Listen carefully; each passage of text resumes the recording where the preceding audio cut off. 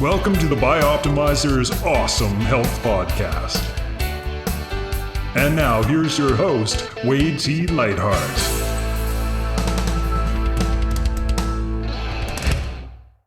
What if you could double your energy naturally without caffeine or stimulants in just 3 short months? It's not only possible, you can transform every aspect of your health if you follow the 12-week blueprint we've created for you in the Awesome Health System. The Awesome Health System is a free course where you receive a daily video lesson spanning the most cutting-edge secrets for air, water, exercise, sunshine, optimizers, mindset, and education. It's something most companies would charge hundreds of dollars for, yet you get it for free when you go to bioptimizers.com. To access your course, register to download the PDF report called 3 Phases of Bioptimization, which gets you access to the report and daily access to the first lesson in the 12-week, 84-day Awesome Health course.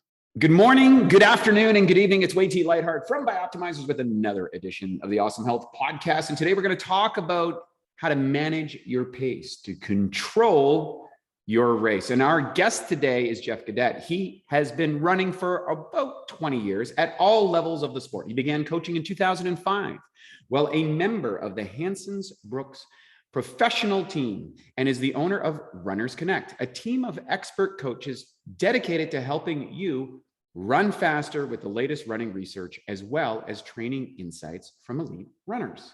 He's had success at all levels of coaching: high school, college, local, elite, and everyday runners.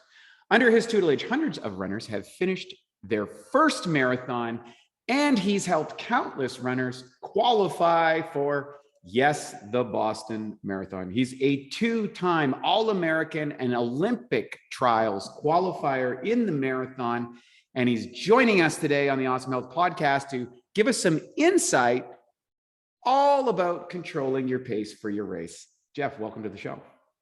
Thank you so much. Thank you for the great intro, and I'm honored to be with you. I love the podcast. So, thank you so much. Well, hey, I am fascinated by running in general, and I'm fascinated by the process of marathoning. And a few years back, I had a great friend. We call him Whitey. His name is John, but he's got blonder hair than I do. So he's almost an albino, but he was grossly out of shape. And we gave him a few dietary tips. He implemented them. He learned some more things. And he wasn't into weight training like I am so much, but he said, we talked about it. And I said, well, I remember when we were kids, you used to run a lot and you liked running. He goes, yeah. I said, well, why don't you get into running? So he started running a little bit. And then over the course of the last decade, in his mid 40s to 50s, he ended up doing his first marathon, and then his second, and then in ultra endurance. And so now he's known as the running man and has a great podcast himself. And I get to see him once a year when I go back East Coast to see my family. And I asked him about this on my most recent trip. And I said, what do you think it is that's allowed you to go from totally out of shape, totally off the rails, no one would ever have predicted this 10 years ago, to someone who is now doing marathons regularly, easily, loves running, and is doing ultra marathons and has stayed relatively injury-free. Mm-hmm.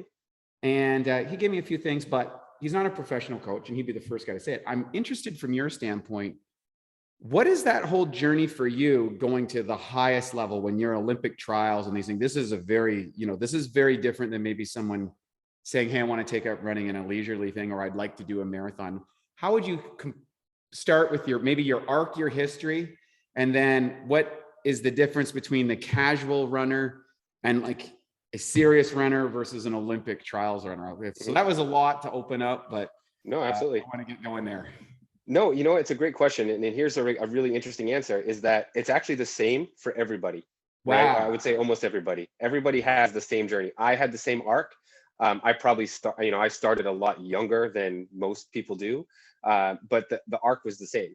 So like most people, I started, I shouldn't say like most people, but when I started just for fun. I was in high school. I think I was a freshman, and it was just, let's join the track team for something to do, have fun, right? And so your first couple runs, or my first year of running was just kind of I'm just having fun going out there. I'm just kind of enjoying it, kind of exploring it, right? And that's how a lot of people start. They probably are out of shape, and running is the thing that they say, okay, I want to start getting healthy, and I want to start running. So they kind of just start, and it's nothing serious. They're not following any plans. They're just kind of going out there and running a couple miles every day, putting it together. And then over time, a lot of people catch the running bug. And where the people hit the first wall is that running is hard, right? When you first start running, it sucks. I'm not going to lie, because it hurts. After about 3 or 4 minutes, you're breathing heavy, your legs start to burn, you get that itchy feeling all over your body, and it's not fun. And what you have to do, and what everybody has to do, is you have to break through that barrier. And once you get through that barrier where running is hard and running sucks, then it becomes one of the most amazing things that you can do. Because what people don't realize, I told people, when I was running professionally, oh, I run 10, 12, 14 miles a day at a time. And they say, oh my God, how can you do that?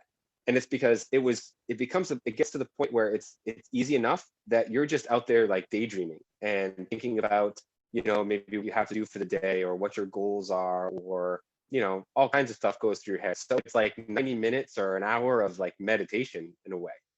And, so all runners start with just kind of getting out there and realizing that it sucks. And then they break through that wall where all of a sudden, or I shouldn't say all of a sudden, but eventually it becomes easier and easier. And that's when people catch the bug, right? And so then they enjoy running. They look forward to their runs. It's a meditative time, especially, now I can appreciate being a parent, being a business owner. It's my time to get away for an hour, to just get away from everything and just be in my own thoughts, right? And so everybody has that's their first step. And then the next step is, okay, I really like this. I want to get into racing. I want to see how far I can push myself. I want to see how hard I can push myself, right? And so I had that experience in high school, and older runners have that experience as well. After a certain amount of time, it starts to get comfortable, and they say, hey, I want to try a 5K. I want to try a 10K, maybe half marathon, whatever it is. And so that's how we take that step into becoming what we call competitive runners, right? So then we start to look into, okay, how can I run faster? Then you start focusing on training a little bit. What are the principles that I need to do? How do I structure my week so I can get better and stay injury free and that kind of thing? And then the next step people take after that, some people stop there, and then the next step people take is, I want to be a serious runner. That's when, people say, I want to qualify for Boston. That's when it becomes, running becomes a part of your life, right? And so it's something that you carve out time for, that it's important that if you miss it, you feel bad, or you plan your vacations around your running, that kind of stuff. And so even for me, I took that next step, and obviously my step was more competitive in the sense that, we're talking about competing at a high level, but the mental process is exactly the same, right? So even though I may be able to run a 5K in 14 minutes, for me to break a personal record, or to me to get faster than I was before, it feels exactly the same as somebody who, let's say, wants to break 25 minutes for the 5K, right? That feeling, that personal feeling of accomplishment of, I put in all that hard work, all those workouts, all those long runs, whatever, that when I finally hit my goal, whatever it is, whether it's 25 minutes for 5K or 14 minutes for 5K, it feels the same, right? And so it's just the speeds are different. And so that's what's really unique and really cool about running, I think, is that all runners can relate to each other, because no matter what kind of goals you're going after, speeds, it feels the same as everybody else. And so the only difference for me and somebody else was that, my accomplishments happen at a higher, more competitive level. But it's still the same. And I know you're really into bodybuilding. And I would say it probably feels the same regardless of what level you're at, right? For the person that goes on this and competes for the first time, it feels the same as somebody who's competing for Olympia, right? Obviously completely different levels, but that person that goes out there for the first time and puts themselves out there and that's a big thing to do, right? Probably feels the same when they feel the sense of accomplishment that it took to get there. And so that's what's cool about running. It's a universal sport for sure. There's a couple of great things, and thank you for breaking that down. I think that was really great. And I think what, having had success in the bodybuilding career, I can relate to the first side and going through that barrier, the pain barrier, the achy sore joint, the painful stuff. And then, starting to get competitive, like it's the exact same framework. Right. I would say the difference is maybe, or not the difference, is where at my age, where I'm almost 50, I'll be turning 50 soon. And I thought about, if you're looking for longevity, one of the important markers for longevity is being in the upper 2.5% of VO or percentile of VO2 max capabilities is a longevity. So Peter Attia has a great podcast that kind of breaks this down, I think, which is really interesting. Now, what's fascinating, and I'd like for you to kind of give your experience on that. The difference becomes saying maybe being a serious runner, like, hey, this is something I take seriously and do regularly. You can probably get to that 2.5 VO2 max that would allow you to have, hey, I got a decent 5K, 10K, whatever that distance that you like to run, or I got a 4-hour marathon or something like that. Right. But that next 2.5% is kind of the red line where you separate yourself from the field, which is not necessarily as healthy as it would be. What was it like for you? What was your experience moving into that competitive field? And what would you say differentiates that from the casual runner about intensity or things that you're managing or things like that? Yeah, that's a great question. So I think it actually has a lot less to do with the actual training. Obviously the training is a big part of it, you're doing hard workouts and that kind of thing, but I really think it's the mental side, right? And so, talking about going from a serious to competitive, competitive mindset, I think that really is all mental, right? It comes, and I think the word I would use for that is sacrifice. The better you want to be, the more you have to sacrifice. And I think that's with every sport universally. What does sacrifice mean to you specifically? Yeah, good question. So I think it means, so it's a good question. So it means probably letting go of things that other people may find important or that are not, I should say actually this way, removing things from your life that aren't helpful or aiding you towards your goal, right? And so for some people, sacrifices could be easy. Like if you're not like I think about it like eating right, dedicating yourself to getting your workouts in, getting your sleep, those types of things. So for some people, some of those are easier than others for some people. So, the sacrifice may be easier for others. If you have a family, the sacrifice is going to be a little bit harder or a little bit more. Whereas if you're, a single guy single person living by yourself, the sacrifice may be a little bit easier, right? But it's still a sacrifice because if, let's say you're a single person, you're sacrificing going out with your friends and drinking beers and all that kind of stuff. If you're on the family side, you're sacrificing maybe some family time or having to get up, really super early in order to get in your workouts before the family wakes up, that kind of thing. So it's what I think about it is all mental, is how much am I willing to give up outside of things that are not conducive to my goal. So I think that's the big differentiator. You can get real technical and talk about the workouts and the specific thing that you need to do. But I think it starts at the mental side. And that was it for me. Again, obviously I started my running career pretty early, but I recall, so I was a junior in high school and I was really on the verge of being a really good runner. And I remember I was working 2 jobs, in the summer, typical summer jobs. One was a gas station. One was I was a maintenance person at a hotel, because I just wanted money to go out with my friends. I was in high school. I wanted to buy a car and gas and all that kind of stuff. And my dad had the idea. My dad was always really supportive of my athletic goals. And there was this running camp in Utah, and it was for all real serious athletes throughout the country. And so my dad, said, look, I'm gonna pay for you to go to this and just enjoy yourself. And I went and I saw the dedication and the sacrifice that those kids made to being better. And I got back and I quit my 2 jobs and I said, I'm dedicating myself for the rest of the summer to getting better. And I started training seriously. I started sleeping. I started eating right. So for me, that was the click, was if I want to get to that next level, then I need to make the sacrifice to be there. And so did the workouts and everything else dramatically change? I mean, not really. I mean, I got more serious about it, but what changed was my mindset.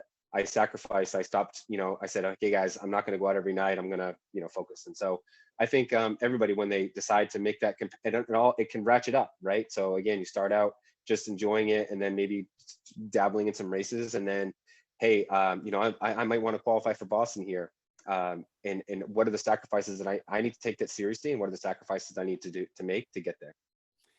I love this. This is really fun stuff. So let's talk about probably, it's certainly one of my bucket list items. And I've been thinking a little bit more about it lately. I guess as you get older, you start looking at that bucket list. Okay, we did this, we did this, we did that. But then there's kind of like, I think the benchmark psychologically for endurance for much of the world comes down to two different things. One, I think the most common people say, can you run a marathon? The other one might be, can a person be a triathlete if you're into an ultra endurance type of thing? So can you walk me through, let's just use me as an example. Because I like using myself as an example. Number one, I want to explain to people, if you want to go somewhere in life, you need to be vulnerable about where you're at, and you need to find professional expertise. And so we're going to walk through this, since you're a coach, and we'll take me through this process. So as a child, I ran regularly in junior high school. My longest race, I think, was a 13.8 or 13 kilometers. It's around 13 kilometers, called the George Gallant race, I remember, in Shediac, and I ran it, and it was like the biggest thing. And that was kind of like my peak distance. Okay. And so I've always wondered, what would it like to run a marathon? But I never did. I got out of, when I got into high school more, I got more into working out, playing hockey. And the running side of things kind of disseminated. I'd run a mile or two or whatever, but not really endurance running. And then once I went to university, my career went down the bodybuilding route, and I had lots of success in that. But in the back of my mind, I thought, God, what would it really take to run a marathon? What would it cost me in time, effort, and energy at this age in my life? And how would I avoid potentially injuring myself during that journey? So let's walk us through that. What your suggestions might be around that? Absolutely. No, that's good. And it actually relates back to that journey we're talking about, right? So to me, the number one thing is to take it slow, right? And that comes from all angles. So it means in terms of building up how much running you're doing, but also the pace that you're running. So the number one mistake that every new runner makes, and I would say people make this up until they're super, super competitive, is they try to run too fast, right? And that, we'll call it easy days in the running world. Hey, I have an easy 6 miles. And that's truly meant to be easy. And the number one mistake people make, and I made this, and like I said, I would say 95% of people starting out running make the mistake, is they start out trying to run too hard. If you were to say, okay, I'm going to start my process towards running a marathon, right? So I'm going to run a couple miles every day and, kind of build it from there. And people head out the door and they kind of run until they out of breath, until they can't, until they're breathing hard, and they slow way down or have to walk, and they fight it like that. And that's not how it has to be. And that's not the most efficient way to build it. You should start out as slow as you can. And even for somebody that's really, truly just beginning, run, walk is not a bad thing. So if you did 5 minutes running, a couple minutes walking, depending on what your fitness level is, that is not a bad thing.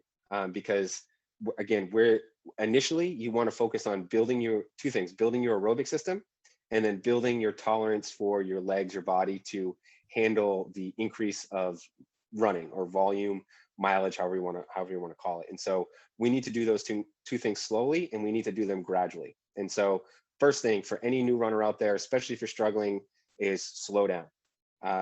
To give you some good examples, or I should say examples from the elite world, to how slow people run when they're competitive, because they get it, right? So the top of marathoners in the world, they're running 2 hours for the marathon, 2:05, 2:10. So we're talking about 4 minutes and 30, 4 minutes and 40 seconds per mile, right? Which is a sprint on most treadmills. Right, most people can't. You're sprinting. Most treadmills don't go that fast. Yes. You have to get a specialized treadmill to go 5 minutes a mile.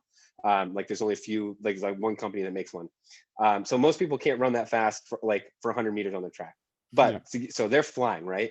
They run their easy runs at 7-8 minutes per mile. So almost twice as slow, right? Or 50% slower, or 100% slower, right? And so if you took that to somebody that is running a 4-hour marathoner, or somebody that's, running a marathon in like 8 minutes a mile, right? They are, a lot of times you'll say, okay, go run easy. They'll run 8 minutes a mile, 8:30 seconds a mile, when in reality, they should be running at 9:30, 9 minutes, 10 minutes a mile.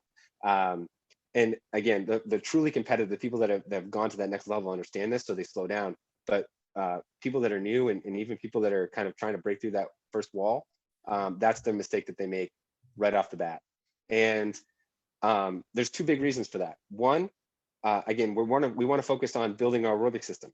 And so the best way to build your aerobic system is to run aerobically, right? And so the moment you're kind of sucking wind and breathing really heavy, you're not aerobic anymore. So you're no longer working the aerobic system. If we look at the marathon, it's 99% aerobic. So it relies 99% on the aerobic system. A 5K relies 92% on the aerobic system. So even a distance such as the 5K, which most runners say that's like a sprint, that's short, it's still 92% aerobic. So the aerobic system is the most important part, the most important thing that we need to develop. So the moment you start huffing and puffing when you're on an easy day, you're now no longer working towards you're no longer working on what you need to work on to get better. When we look at research studies, things like that, like what we call ideal easy pace from a scientific perspective, which means like mitochondrial development, glycogen glycogen use, capillary development, all that kind of real sciencey stuff. That all happens at about 65 to 75% of your 5K pace. So people can do the math on that. If you have a place we can put show notes or stuff like that, I can send people a link that like for a calculator. Oh, that'd be awesome for them. Yeah.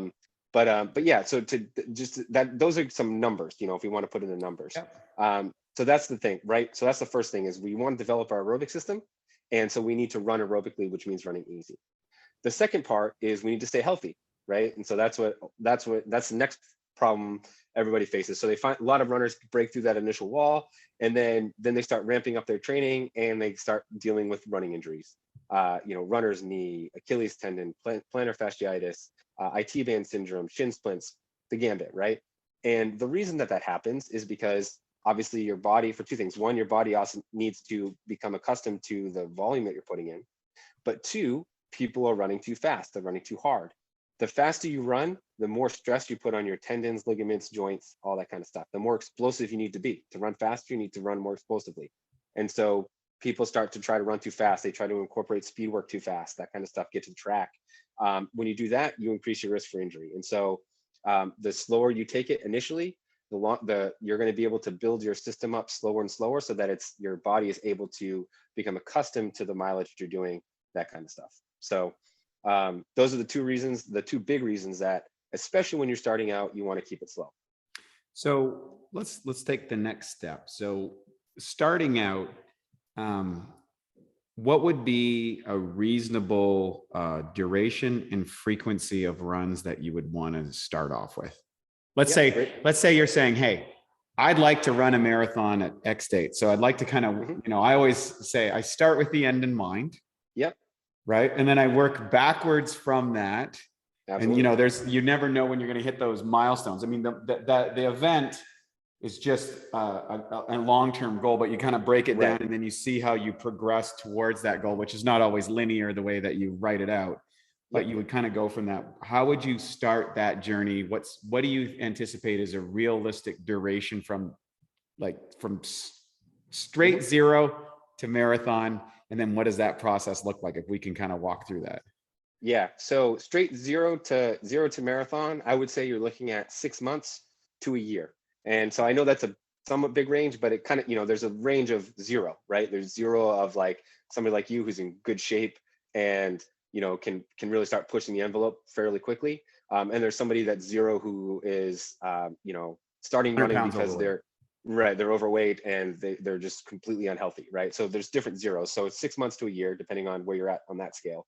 But I would say the first month, you're looking at doing, so I break it down. Like the first month, you want to look for anywhere from 3 to 4 runs per week, anywhere from 30 to 40 minutes. And when I say that, I say 30 to 40 minutes, but it doesn't have to be all running. Right. And so Sessions, this is 30, 40 sessions, minute sessions. 30 to 40 minutes. So it could be, if you're starting again on the really low end of the spectrum, it could be 8 minutes walking, 2 minutes running. I've worked with a lot of people that started like that. 8 minutes walking, 2 minutes running, 3 times. That's 30 minutes, right? Or you can do it, you do it the opposite. You could be 5 minutes running, 5 minutes walking, depending on how you feel. Use the first week to kind of figure out where you're at on that scale. Try running, run easy until you feel like, okay, this is starting to get hard, and then walk, see how long it takes you to recover until you're feeling like, okay, I'm ready to go. Do it again. And that's your first, that'll be your first ratio. We call those run to walk ratios, right?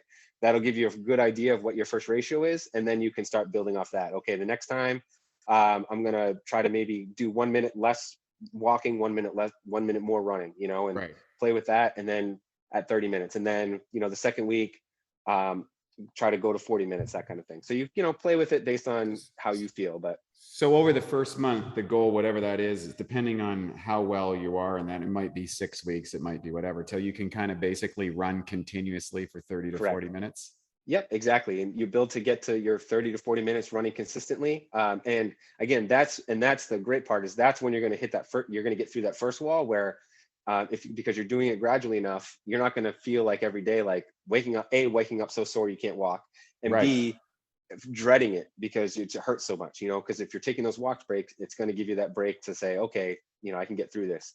But once you get past that point, then you're going to get to the point where, oh, wow, I go for 30 to 40 minutes and it's just like me thinking in my head and like clearing my head. And you're going to that's when you start to catch the bug. So yeah, you get to that point and then you're at 30, 40 minutes of running easy. And then we can start kind of building from there. So let's go to that phase. So now we've gotten past phase 1, whether that's a month or 6 weeks or 8 weeks, that's all going to be part of conditioning and consistency. So you, assuming everything went well, you're on to phase 2 or of that process. What happened then? Yep. So the next phase is still going to be all easy running. And this is where people start to jump ahead and try to do speed workouts and look up what a tempo run is and track workouts and stuff like that. Personally, I don't think they're needed. What you want to look for is actually to try to build up to something around 20 to 25 to 30 miles a week, right? And so you can break that down between 3 and 4, maybe 5 days a week, but I recommend 4 is really the sweet spot. So that's going to be building yourself up so that you're running anywhere from 5 to 6 miles at a time.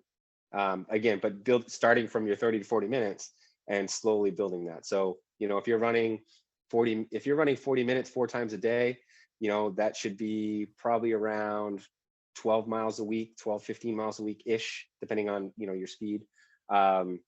So that's where you're kind of starting at. And so slowly building. So, I always recommend people do 3 weeks up, 1 week down. So we would do, let's say you were at 12, you would do 13, 14, 15, and then 12 again. So you kind of take a back week, and then you would do 16, 17, 18, 15. So that's how I always recommend it. It's just 3 weeks up, 1 week down, till you're at 20, 25 miles a week. And then when you get there, then we can go to the next step. Now we can talk about, okay, maybe we can start mixing in some VO2 max workouts, some tempo runs, varying distances. So 1 day a week would be a long run, that kind of thing. So that how long would that second phase last typically? Yeah, so that second phase should last anywhere from about 2 months ish. Yeah, makes sense. Says because you're literally doubling your weekly volume essentially is what you're correct doing. Right, in 2 months. And that's why it's so important to keep it easy. And to at this point, not to mix in any speed workouts and tempo runs, that kind of stuff. Just keep it easy. Just focus on getting in the miles. Makes sense. All right, let's go to phase 3. We're sitting at somewhere between 20 and 25 miles a week. Yeah, 20 to 25 miles per week. Where are we at now? So let's talk about that one. So now we can start figuring out where's the marathon going to come into play, right? So now we've been training for about 3 months. Now we can say, all right, now we can probably look at doing a marathon in anywhere from 4 to 6 months from this point, right? So if you had a goal in mind, now is the time to actually start, maybe put it on the calendar. Nowadays, most marathons, you have to register like pretty far in advance. And for most people, I don't recommend, I know I'm getting a little bit off subject here, but for people that are running the first time, I don't recommend a mega race like New York City, Chicago, like real big ones. I recommend like a medium one. So, and not too small, because real small ones, they don't have the crowd support, so it can be difficult. So I recommend like something with 10 to 20,000 people, just as a, those are, and the nice reason about that too is they typically don't sell out quite as fast, or you don't have to be like in a lottery or anything like that. So, now you're about 6 weeks, you could schedule one 6 months out from your starting point at this point. Right. And where do you find scheduling for races or things like that? Yeah, you can go, if you just search, there's tons of websites that like put them all together, Right. Or it's got the marathon, because there's some people that are just hitting them all the time. Oh yeah, exactly. Go, right? So, you can go by region if you want to travel, if you wanted to stay home. I recommend for first people, well, either way, you could do it as a travel, like a destination event, or you could stay home, and so logistically a little bit easier. But either way, there's no huge advantage either way, whatever is going to be more motivating for you. But back for the training standpoint, now we still want to primarily focus on building our mileage. So the primary focus of training is still going to be building our mileage. Ideally by marathon day, or I should say by a few weeks before the marathon, we want to be comfortable at about 40 miles a week. So over that 6 month period, we still want to double our mileage roughly. But now we can start mixing things up. So, and when I say mixing things up, we're gonna, if we're still running 4 days a week, 1 day a week is now we're gonna start doing our long runs. So for people, I recommend doing about 20 to 30% more than what their typical easy day is. So if you're at 20 miles a week, running 4 days a week, your average daily mileage is about 5. So I would say start a long run at 7 to 8 miles. The Bioptimizer mission is to help more of the world fix their digestion at a core level. The truth is, your digestion is only as good as your enzyme levels. Imagine trying to build a house with a tree. It's impossible. You need to chop the tree down into small pieces. Similarly, in order for your food to be used by your body, it must be broken down into a bioavailable form. And that's what enzymes do, converting protein into amino acids, fats into specific fatty acids, and carbohydrates into usable energy units. We start out with an abundance of enzymes, and that's why kids can digest just about anything really quickly. The thing is cooking food kills enzymes, as they cannot survive at temperatures above 118 degrees. So years of this ends up depleting our bodies and leads to weak digestion. Taking digestive enzymes like masszymes, which has an incredibly high level of protease for digesting protein, as well as other critical enzymes like lipase, amylase, and others, is a total game changer. Suddenly, you strengthen your digestion, eliminate gas and bloating, boost metabolism, and multiply your energy. Most importantly, you fix your digestion at a core level. To get started with Masszymes and to save 10% on your first order, go to masszymes.com. That's MASSZYMES.com and use the code MASS10, MASS10. And so looking at the long run development, we do the same thing as we do for building the mileage. So we're going to do 3 weeks up, 1 week down. So we may go, or you can do like 2 weeks the same, and then progress from there, however you like to do it. But depending on how your body's adapting. So you would do something like maybe 7, 8, 9, 7, 9, 10, 11, 8. That would be an aggressive way to go about it. If you're feeling, if you feel like your body's handling that well, then that's fine. Some people may find that, okay, now I'm getting to 8. But that was killer. I got home and I was on the couch all day. All right, next week, go 8 again, and then try to progress. You're gonna learn that basically what you can handle. Exactly. Yep. And so then so now that's 1 day of the week. 2 days we're going to keep easy, and then 1 day a week we're going to start doing what we call some tempo work. So we call it tempo. Some people call it lactate threshold. Some people call it strength sessions or endurance sessions. There's a bunch of different names for them. But basically, now we want to start, especially for first-time marathoners, we want to start honing in a little bit on our marathon pace. Like what's that pace for us going to be? And so This is the most difficult thing from a training thing to get right, even for coaches, for first-time marathoners, for people that haven't raced before. I always recommend at this point jumping in a 5K or a 10K, something local, because and just racing. You don't have to train for it. Just get in there and just run as hard as you can. And the reason for that is that's going to give us a marker. That's going to give us our first data point on what is your fitness level, right? And so so you pick a 5K, let's say somewhere, or a 10K, run at a pace that's kind of pushing yourself on that race. Exactly. Yep. And then now you've got a benchmark where your VO2 max is kind of running, and then you can kind of go from there, right? Right, because we want to, so especially for new people, we base all of our training paces off what's our VO2 max, or where, some relation to VO2 max, right? And so if you have that data point, then you can start, now these are the paces that I need to train at for all my workouts. And so that's an important piece, is to get that data point. And then you can start doing tempo sessions. So you would do something like a 1 mile warm up, 3 miles at tempo, 1 mile cool down, right? So you're 5 miles total, but 3 miles is at tempo. Maybe the next week you do, I like breaking things up. So I do maybe 1 mile warm up, 2 miles at tempo, 3 minutes rest, 2 miles at tempo, 1 mile cool down. So are you still running 4 days a week here? You're still running still 4. Yep. So you got 1 long run, 1 tempo session, and then 2 easy days. So how would you break that up over the course of a week? Yep. So usually it depends. Everybody does it different, but the long run usually happens on the weekend for most people, since they have the most time. And then usually we'll do like long run, easy day. So like, let's say, for example, your long run was Saturday, or actually let's do it Sunday, because most people do Sunday. So Sunday's your long run day. Monday would be off. Tuesday would be an easy day. Wednesday or Thursday would be your tempo day, and then off day. And then either Friday or Saturday would be an easy day. Got it. This is awesome. Okay, so then now, as you're leading up to marathoner stuff, so we kind of got the first phase. It's almost like this is split into 2 phases, right? So now we're getting serious, right? Now we're becoming a serious runner at this point. Exactly. We've broken into a serious runner at this stage.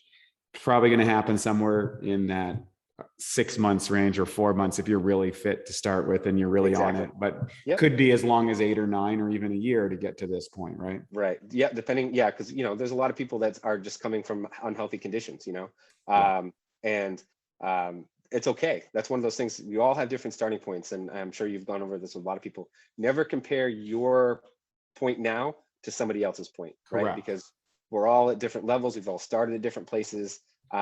Focus on you and the progress that you're making, right? Correct. And so don't feel like, oh, my running buddy he's running 5K, 10Ks easy and he just started. Doesn't matter. Focus on you. And because some people are predisposed to be marathoners, and some people are predisposed to be bodybuilders, and then most people are somewhere in the middle. Yep, exactly. There are freaks, but they're rare. No, and it's funny. There's a little bit of a tangent, but it's funny because for me, running always came really easy, right? I could go out there, and I always tell people, like, Boston for people is a huge thing. And I could probably qualify for Boston in high school. Like that, for me, it was just super easy. Always has been. What is the qualification for Boston for people who don't know? It depends on your age and gender. So there's different times for different ages and different, if you're male or female. So it'll completely depend. But anywhere from 3 hours to 4 hours as a range, depending on your age. So sorry for my tangent. After I quit running competitively, I got into weightlifting, and so I wanted to do the 1,000-pound challenge. I don't know if you've heard of it. It's deadlift, bench, and squat, a total of 1,000 pounds. Done that. Now, for you, you probably did that in high school, right? That was probably pretty easy. I tried so hard to do that, and I couldn't do it. I mean, I focused for like 2 years. I did everything I could. I cannot squat over 305 to save my life. I mean, and for some, like, a lot of people do that in high school, right? So, same way, deadlifts I'm decent deadlift, bench, same thing, 250, I think I maxed out at. But because, I'm just naturally an endurance athlete or whatever, right? But I use that example because everybody's so different. I was an elite athlete at running, and when it came to weightlifting, I could have gone into a high school gym and got my butt kicked. right? And so I think one of the most revealing things about that was Lance Armstrong, when he decided to run a marathon, who had one of the most freakish VO2 maxes that you could potentially have, and dominated on the Tour de France. And then he said, yeah, I went into running marathons, and it was like really tough because his musculature wasn't built for, it was built for cycling, not for running. It was completely, he just like, I just want to finish. Yep. Yeah, exactly. So, you know, it's a little funny little story, but yeah, you know, we're all at different places. So never compare your point to somebody else's. And then I had to tell myself that when I wanted to start lifting heavy, you know, I said, you know, don't compare yourself to other people. Be happy with the progress that you're making every day, every week, every day. You know, and so I say that to people as well. You know, be happy with the progress you're making. Focus on you. So, yeah. So anyway, sorry, tangent there. No, I love it.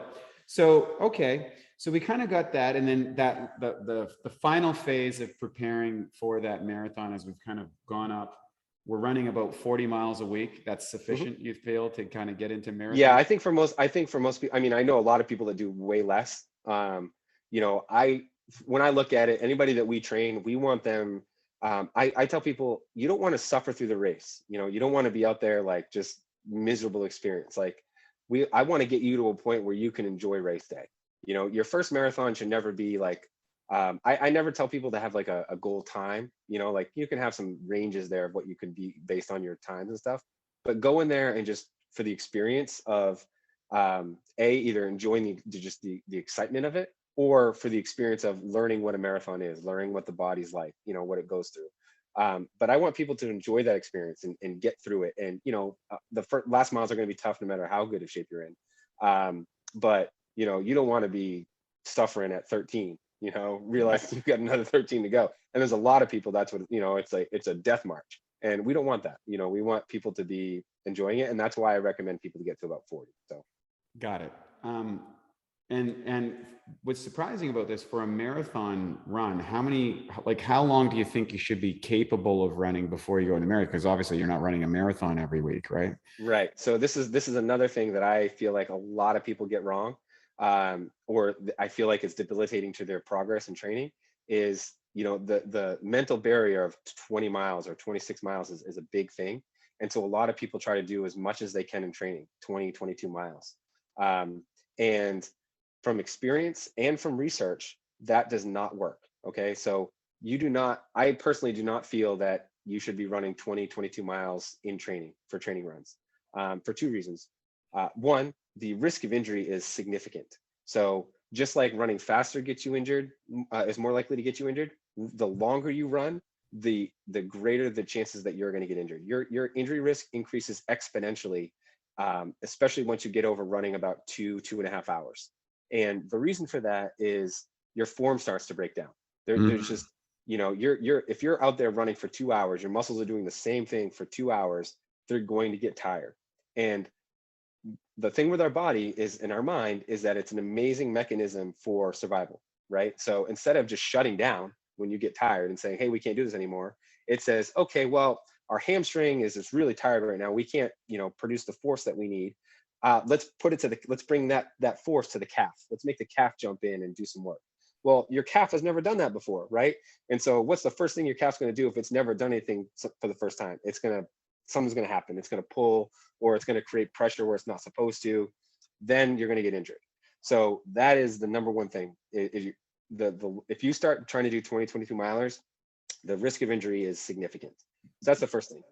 The second thing is we go back to that point of the aerobic system. You know, we want to develop the aerobic system. Research has shown that after about 2.5 hours of running, the aerobic benefits of exercise pretty much plateau. So there's no additional aerobic benefit to going over 2.5 hours, really. You know, the research is between 2.5 hours. So so I always tell people this: look, there's no additional aerobic benefit, but you're increasing your injury risk significantly. So why are we doing it, right? And it's all mental, and that's what it comes down to, right? Is what about 20? I need to get to 20. You know, what I tell people, and this is how I approach it with all the clients that we have, is what we do is we do back-to-back long runs, or I shouldn't say back-to-back long runs, but we do a run on Saturday, smaller, so 5 to 6 miles, and then 16 miles on Sunday. So now you're putting the two together. So over the weekend, you've now run anywhere from 25, 26 miles total, but you've given yourself that break. Just like we talked about the run walk breaks, kind of same principle, right? There's still some fatigue there. There's still some fatigue you're carrying over from one day to the next, but it's not significant. You know, your body's able to overcome that and maintain its form, not get injured quite as easily. But you're still putting in that volume. So that's how I recommend people do that. I love this stuff. Okay, great. So let's say that all works out. You hit your marathon and stuff. I would like to kind of switch gears just a little bit. Is there any other items that I should consider before we move on other than that? No, those are the big things. Okay. We've covered probably the biggest mistakes that I think people make when they're coming into marathon training for the first time. Okay, so let's talk another section I think that our listeners would be very interested in. This is fascinating for me. I love it because there's a lot of principles in endurance training which are very similar in weight training. It's like, okay, you're doing 3 or 4 sets and a bunch of different exercises, probably significant to hit a muscle group or whatever.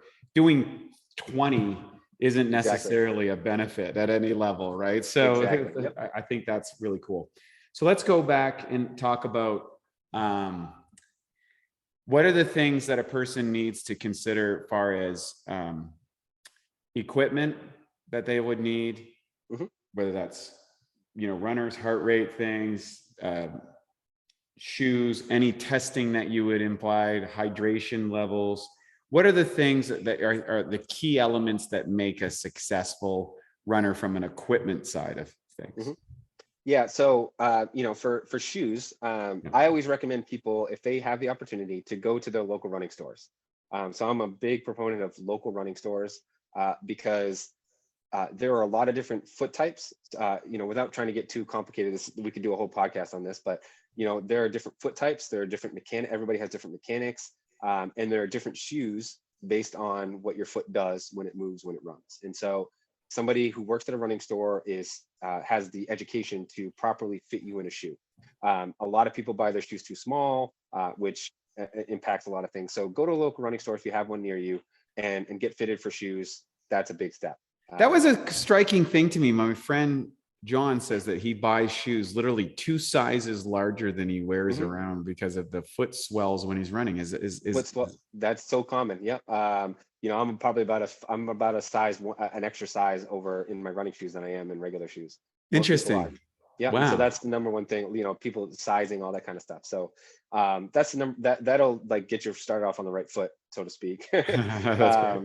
So shoes, I recommend people get like any type of pace tracking device. So it could be as complicated as like the higher end, like Garmin is like the most popular brand. But you could also even just use your phone. There's a bunch of apps like Runkeeper is a big one. Map My Run. I mean, there's a ton. You could just search your iPhone or your phone app store for tracking. They all do it. So you can either use your phone or get a specialty watch. All the other stuff, I feel like it's fun if you're if you're somebody who's a data geek and loves it and that's something that's motivating to you, then go ahead, do the heart rate, do the cadence and all that fun stuff. But it's not necessary. So if you're somebody who's just getting started out and is already feeling overwhelmed, don't worry about it. You can get into that down the road if running becomes something that you're long-term passionate about. Right. And then in terms of, preparing for the marathon, that kind of stuff, the one thing you need to get right is your nutrition. Not only in training, but for the race itself. So this is something that people don't plan properly for, and that you can plan properly for, is that during the race, you need to take in some type of fuel because your body just can't run for 26 miles without taking in some type of carbohydrate. But the problem with that is that your stomach needs to be able to digest and process that glycogen when it's working hard. And so that's a difficult thing in running. And this is a complicated process, but in the end, you need to practice this. So you need to think about, what am I going to drink and what am I going to eat during the run? And then experiment with that in training. So take it on your long runs, take it on your tempo runs, see how your body reacts. And so there's different products. There's chewies, there's gels, there's natural stuff, there's honey. You can, if you just look like marathon nutrition, if you search that in Google, you would come up with 100 different companies selling 100 different products of different things that you can do. And so you need to find what works for you. What kind of consistency do you like in your mouth when you're training or when you're running? What settles in your stomach, that kind of stuff. So plan that ahead. Don't just say, oh, on race day, I'm going to take whatever they have on the course. You can certainly do that, but find out what they have on the course and start practicing with it. So that way you're accustomed to it. You know what it tastes like, you know what it feels like, you know how much you can take. Yeah, so that's a big part of it. Typically on a marathon, how much calories would they consume, and what's the most common elements that people use? Yeah, so your body's actually limited by how much you can actually take in. So on the low end, most people can take in about 30 to 40 grams of carbohydrate per hour. On the high end, 50 to 60 grams.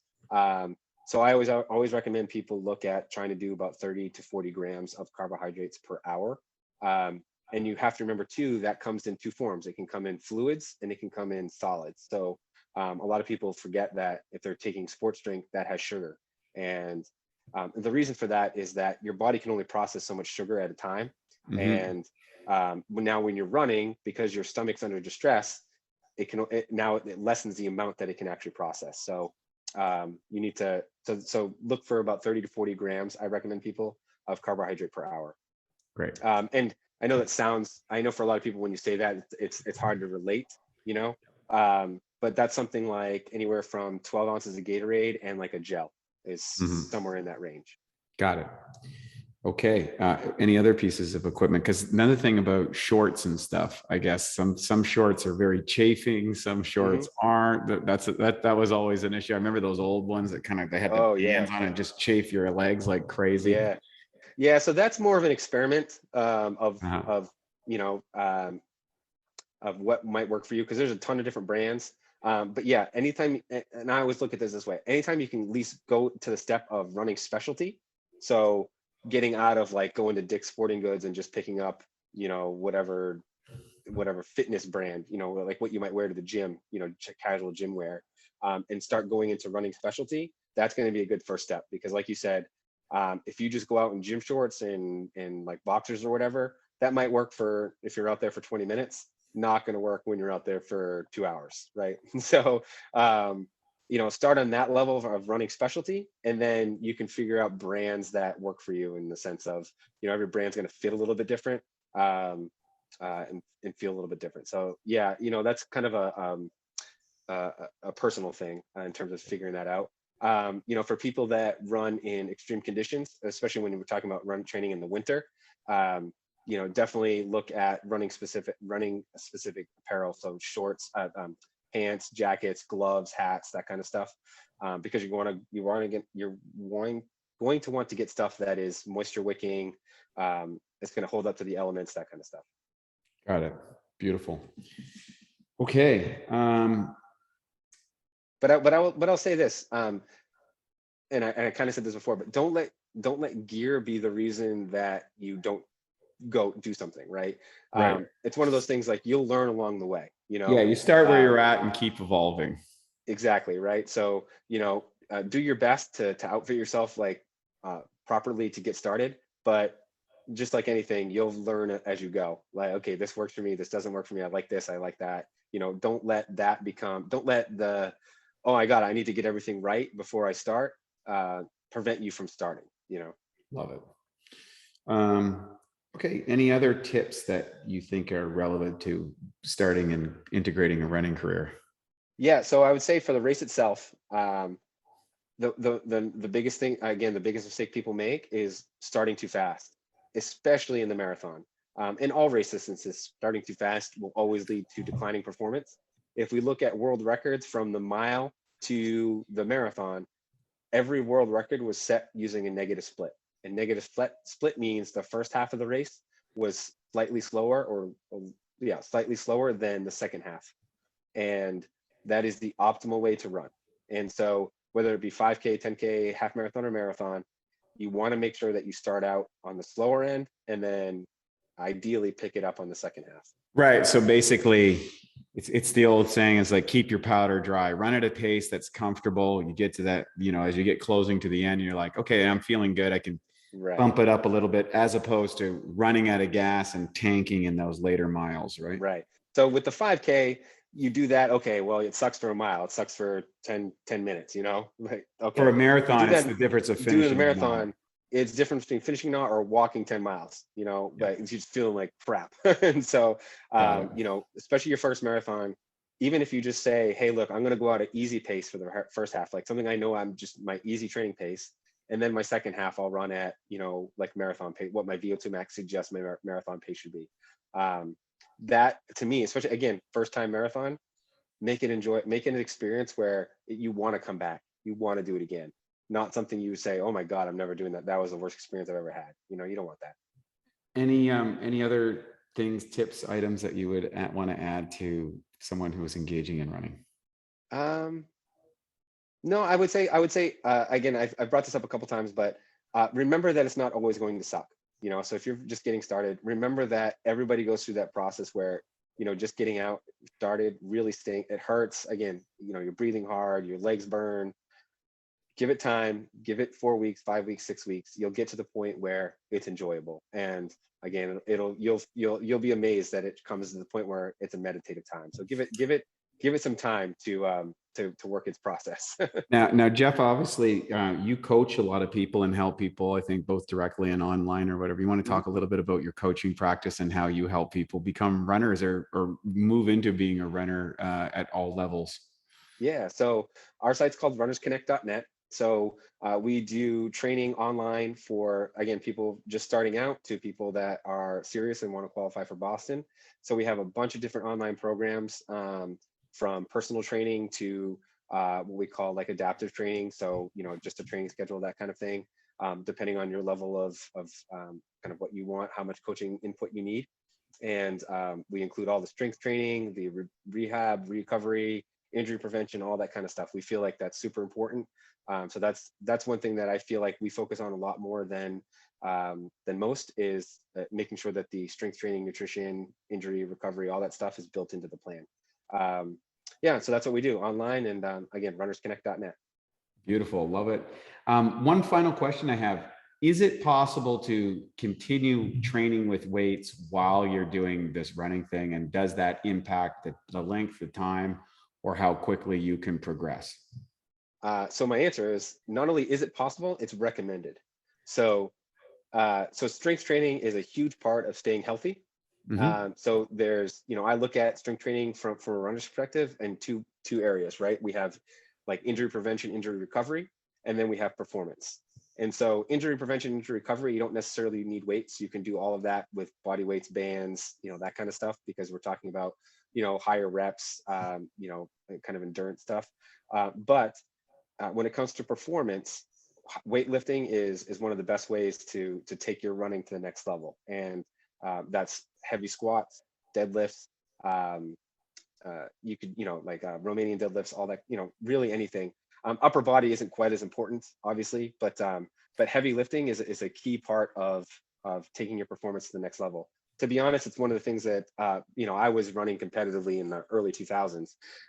And the research on this hadn't been, or I'd say it wasn't as prevalent. So I didn't do this when I was running competitively. And I wish I had, because a lot of the problems that I had, and I could have improved so much if I knew then what we knew now about how much heavy explosive lifting can improve running performance.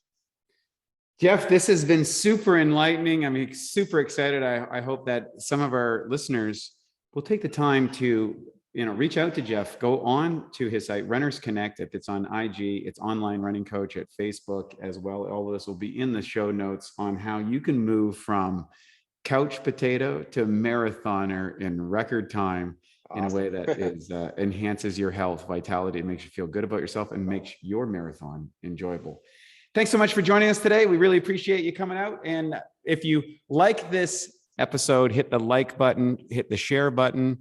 And if you don't like it, give us the thumb down. Tell us why. We love to hear your comments, good, bad, and ugly. And more importantly, have yourself an awesome day. Thanks, Brad. Thanks, everybody. And now for a Bioptimizers fixed digestion tip: how to get away with eating sugar. Hey, look, sugar is normally one of the worst things for you. But let's be honest. I mean, we all cheat from time to time. And here's a little trick that will ensure your body benefits from the sugar. Now, before you eat or drink anything sweet, take 5 to 8 capsules of P3OM. The patented strain in the formula devours sugar so fast it literally doubles in the body every 20 minutes in the presence of sugar. That doesn't mean that you can or you should eat a bunch of sugar or sit around all day doing that.